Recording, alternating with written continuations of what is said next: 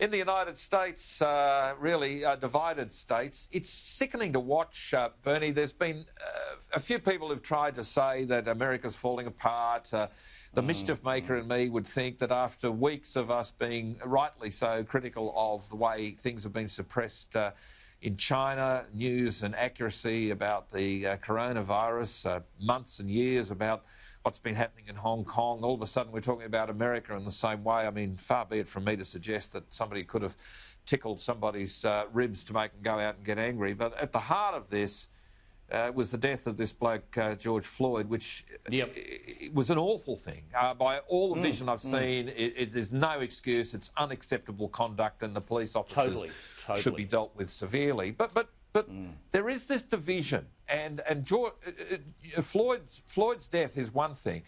Trump's response has not helped in the sense that he has also fanned some division. But I think there's a big chunk of people in the middle, Bernie, who are tonight saying, I'm not down there. There's a few thousand people out of several millions protesting. I don't relate to them. I just want to get on with my life. I don't like seeing people's shops being smashed, those sorts of things. There's a whole mixed bag of views out there.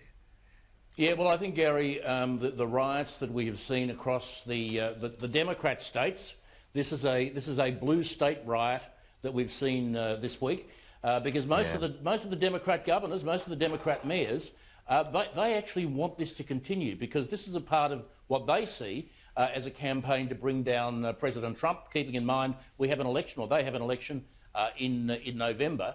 This is a part of a much wider campaign to bring him down. I believe that it will blow up in their faces. I believe it's going to really hurt them. I think a lot of people, having watched those scenes on television this week, would actually be very fearful of the future, and be particularly fearful of the future if a silly old duffer like Joe Biden became president. So I think those people who are out there this week and causing no end of trouble. I mean, I was devastated to hear of a bloke, a captain, former police captain called David Dawn, who retired just, I think it was last year.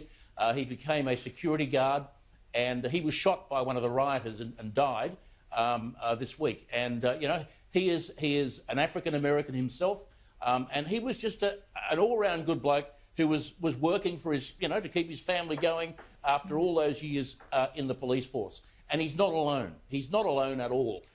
This is outrageous what's going on. And, you know, if I tell you what, if Donald Trump does not prevail, America is finished. If these people are allowed to take control of the White House, America is finished.